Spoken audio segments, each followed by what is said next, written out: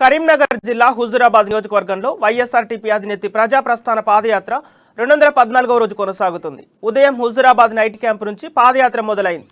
హుజూరాబాద్ మండల పరిధిలోని Parakala cross road, Peddapapayyapalli, Kandugula, Kamalapuram మండల పరిధిలోని పాత ఉప్పల్, కమలాపురం, వంగపల్లి గ్రామాల మీదుగా పాదయాత్ర కొనసాగనుంది.